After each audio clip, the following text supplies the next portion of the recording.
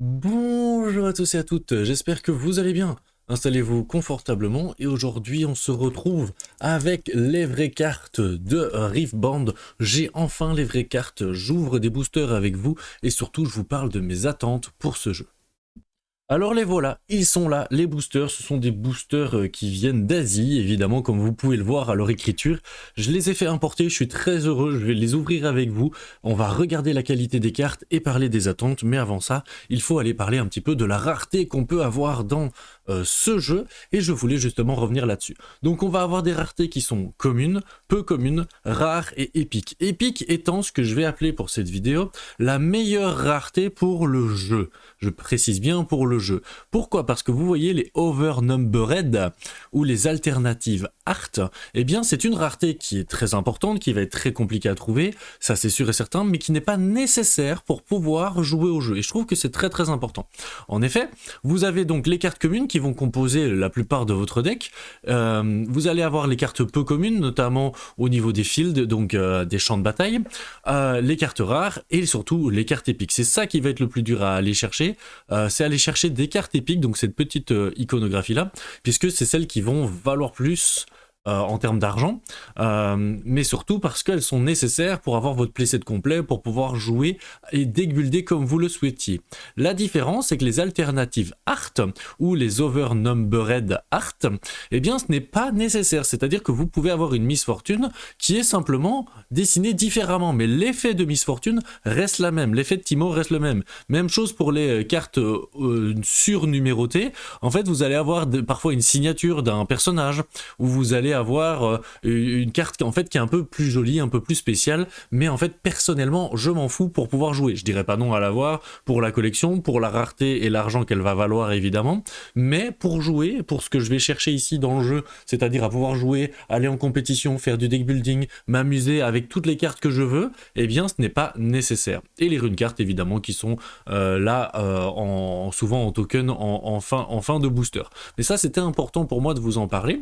Aussi, eh bien, on a la carte galerie, donc on peut voir un petit peu ce qu'on pourrait espérer aller chercher. Comme ça, on regardera un petit peu différentes cartes, même si on va aller ouvrir les vrais boosters. On pourra surtout aller voir leur traduction, si on en a envie. Et enfin, eh bien, ils ont déjà annoncé, le jeu n'est même pas sorti, qu'ils annoncent déjà la prochaine extension avec Irelia en tête du mire. Luciane, à mon avis, ça c'est Ezreal. Et là, j'avais pas fait attention. On verra qui ça pourrait être. Dites-moi dans les commentaires. Ça peut être Fiora, hein, peut-être bien. À voir. Mais bref, donc ils annoncent déjà la prochaine extension et ça fait partie de mes premières attentes. Une de mes premières attentes, avant d'ouvrir le premier booster, eh bien une de mes premières attentes, c'est justement qu'il y ait du contenu qui soit soutenu sans trop exagérer. Alors on va voir, vous voyez un petit peu là, ils annoncent déjà la prochaine extension. La première n'est même pas encore sortie en anglais, elle va arriver bientôt. Normalement d'ici octobre, si tout allait bien. Mais oui, j'ai envie qu'il y ait du contenu régulier, mais dans mon idéal, 3 fois par an. Tous les 4 mois, je trouve que c'est un chouette rythme pour un TCG. Beaucoup de TCG sont descendus à tous les 3 mois. Et ça, je trouve que c'est un poil trop rapide parce qu'en fait, on a à peine le temps d'avoir récupéré sa collection, de commencer à bien débuilder et à faire des tournois, que boum, il y a déjà l'extension suivante qui sort. Alors que tous les 4 mois, je trouve que ça a un rythme où justement, premier mois de sortie, effervescence, deuxième mois, tu essayes d'aller chercher et compléter ta collection, troisième mois, tu fais des gros tournois et limite, il y a le deck building qui est en train d'arriver, et le quatrième mois, c'est le mois où justement, normalement, t'annonces déjà la prochaine extension, il y a les sorties, les spoilers, c'est un mois peut-être un peu plus calme, et en même temps, moi je trouve que ça fait du bien aussi pour le portefeuille. Bon alors, j'ai beaucoup trop parlé, on est parti. Je vais commencer par ouvrir le booster que vous trouverez ici en Europe, c'est ceci, puis je vous parlerai de ces boosters-là. Alors, ceux-là sont déjà été préparés, puisque je les avais déjà ouverts pour la vidéo, pour vous montrer un petit peu différentes cartes. Évidemment, on ne comprendra pas tout ce qu'elles ont, mais on va regarder surtout leur rareté.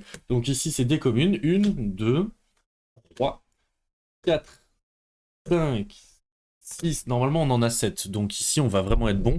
On va être sur les 7 communes. Hop, 7e commune. Et là, on commence avec une peu commune. Vous voyez, ça, c'est les fields. Ça a été intelligent, hein, c'est tout bête d'avoir mis des deux côtés, comme ça, il n'y a pas nécessité de tourner la carte quand vous affrontez quelqu'un. En même temps, vous pouvez voir les magnifiques illustrations. Attention, une deuxième peu commune. Ici, une troisième peu commune, encore un field. Ok, j'espère que vous voyez bien. Normalement, vous allez voir la qualité. Je vais vous montrer la qualité des cartes après. Une première foil. Alors, est-ce que vous allez voir le foil? Ouais, normalement, vous voyez un peu quand même que ça reluit, etc. C'est du foil qui est mis uniquement sur cette partie-là. crois pas que c'est sur tous les côtés de la carte, je sais pas ce que vous voyez, donc j'essaie de vous montrer différentes sortes. Donc une première foil. Tadam! Et là, on a une foil épique. Waouh! Franchement, je voulais vous les montrer. Celles-là, je les ai déjà vues. Mais je voulais vous la montrer en mode waouh, pas épique. Je me suis trompé dans ce que je viens de vous dire. Si, c'est rare. Ça, c'est ce qu'ils appellent rare. J'adore parce que pour moi, ça sonne comme épique. Mais donc, ça, c'est ce qu'ils appellent rare. Ça, c'est ce qu'ils appellent peu commune. Mais donc, voilà, une rare, foil, un peu extended art. Vraiment, je la trouve assez sympa. Vraiment. Et l'effet foil est vraiment bien fait. Et boum! J'avoue que je l'avais déjà vu, d'accord, je précise. Mais on a du coup Volibear. Volibear en version magnifique. Et lui, c'est bien donc une épique. Et c'est pas une extended art. C'est pas une extended art comme je vous l'ai montré parce que, eh bien, je le vois, il y a le numéro OGN qui est du coup le premier print. Mais pour autant, elle est quand même magnifique. Enfin, moi, personnellement, je la trouve magnifique. J'espère que vous aussi. Le foil est vraiment super sympa. Super bien fait. Et la qualité de la carte ensuite est vraiment forte. Ensuite, derrière, on a une carte rune et une carte d'aide de jeu avec un QR code, etc. à mon avis, pour y aller. La qualité de la carte, je vais prendre la carte rune. Je sais pas si vous avez bien entendu. Je fais exprès un peu de la plier, etc. C'est vraiment de la bonne qualité de carte. Je pense qu'on est sur du style de One Piece. Mais en même temps, là, je sais pas à quel point cette qualité-là sera reproduite en Europe. Mais en tout cas, c'est vraiment une qualité de carte où quand tu touches la carte et que tu la manipules, tu te dis ok, j'en ai pour mon argent, c'est bizarre de dire ça comme ça, mais le fait qu'une carte puisse tenir dans le temps est d'autant plus slivé.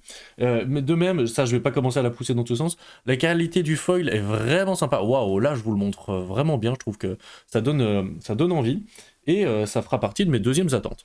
Et donc du coup, je parle du foil, et je voulais parler de ma deuxième attente pour ce jeu, et bien c'est que la rareté et les foils soient pas trop compliqués à trouver. C'est-à-dire que moi personnellement, je m'en fous des foils. Je vais pas dire non. Vous voyez, elles brillent, etc. Elles sont magnifiques. Honnêtement, on va pas s'en plaindre. Mais c'est pas nécessaire pour moi. Par contre, ce que je vais espérer, c'est le pourcentage de drop et donc d'arriver à facilement trouver des épiques, facilement trouver des rares du coup. Ça, c'est ce qui va être le plus important pour moi et c'est une de mes attentes dans le jeu, c'est qu'on se retrouve pas avec des difficultés où une carte épique est extrêmement compliquée à trouver, alors qu'en plus, ils ont mis un système avec les fameux alternative art, qui elles, là je m'en fous qu'il y en ait une sur 1 million, je m'en fous complètement, parce que c'est une carte qui va valoir beaucoup d'argent, mais moi je m'en fous, pour pouvoir jouer au jeu, j'en ai pas besoin. Et c'est ça qui est vraiment important pour moi, c'est de pouvoir jouer au jeu avec toutes les cartes sans que ça m'ait coûté trop cher. Alors il faut se douter que ça va coûter cher, par contre, parce que malgré mes attentes, ce sera mon attente suivante, et puis j'ouvrirai deux boosters comme ça. Mon attente suivante, c'est qu'ils aient suffisamment prévu le coup. Parce que ça me fait un peu peur. Qu'ils aient prévu le coup, ça va être un raz-de-marée League of Legends, je vous ai fait une vidéo là-dessus. C'est normal, c'est logique, c'est une licence qui est ultra forte, ultra puissante. C'est un TCG, en plus ils ont de l'expérience dans du TCG, donc clairement on les attend. Et je parle pas du gameplay, hein, mais on les attend aussi sur ce qu'ils vont organiser, on en parlera dans une prochaine attente. Mais donc j'espère qu'ils ont prévu le coup en termes d'impression, pour pas qu'on se retrouve avec des ruptures de stock tellement énormes, tellement forte, parce qu'il va y en avoir c'est sûr, mais tellement forte que on ne puisse pas facilement trouver les cartes et que les prix montent énormément à cause du fait qu'il n'y a pas eu assez d'impression. On est parti sur l'ouverture de ce genre de booster maintenant. Ce genre de booster, eh bien malheureusement apparemment en Occident on ne va pas les trouver, et c'est vraiment dommage parce que moi c'est genre, mais bref, ça ferait même partie de mes attentes. Pourquoi ? C'est un booster qui est composé de moins de cartes. Bouh, je l'ouvre tout de suite et bon bah voilà, vous avez la Harry, je crois que je les ai pas bien rangés. Ici c'est du coup ce qu'ils appellent une rare, hein. Mais vous voyez, là j'ai une rare, j'ai l'impression d'avoir eu un truc assez chouette. Vous voyez ce que je veux dire? Donc je me dis bon, parfois les rares en fait en soi, si elles sont cette qualité là, c'est vraiment génial, hein. Donc on a Harry, c'est pas dans le bon ordre, on a une peu commune, aussi foil, vous voyez, une deuxième carte foil.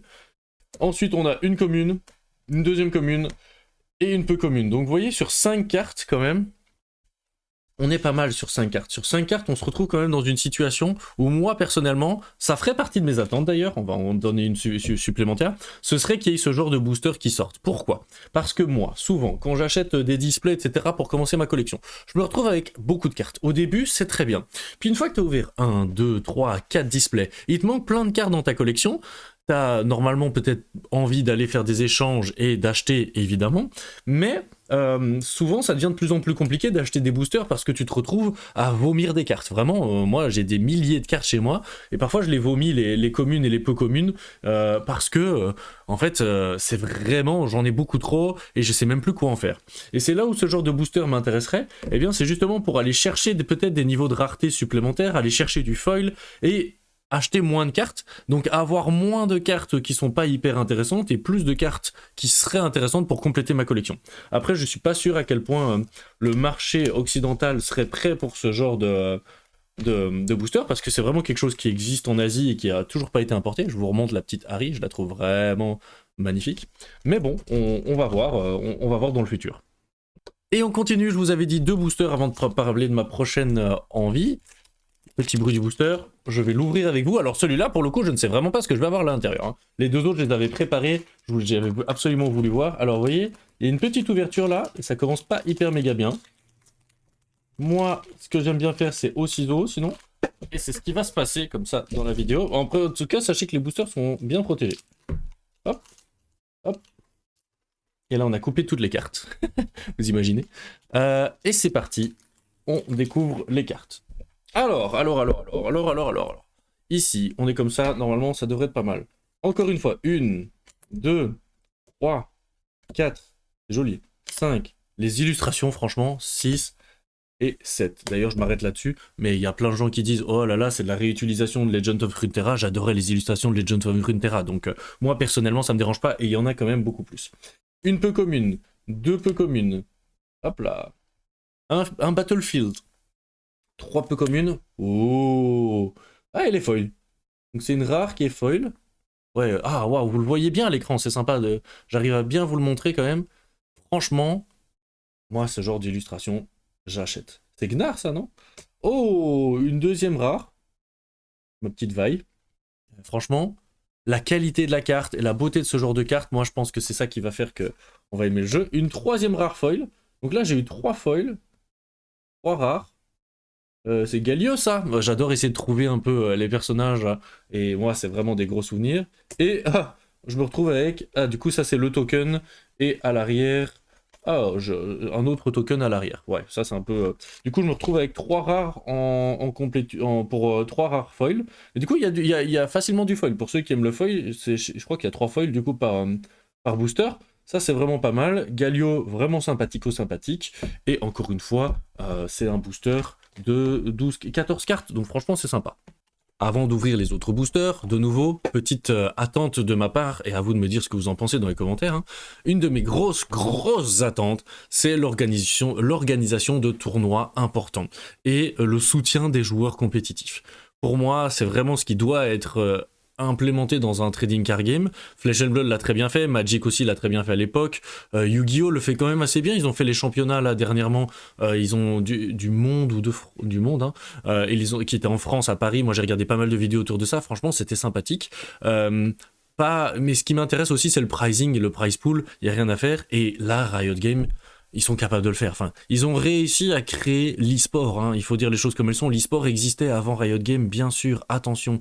Mais vraiment, avec League of Legends, ils ont poussé l'e-sport à un niveau professionnel. Et maintenant, il y a des équipes professionnelles de League of Legends et de leurs autres jeux.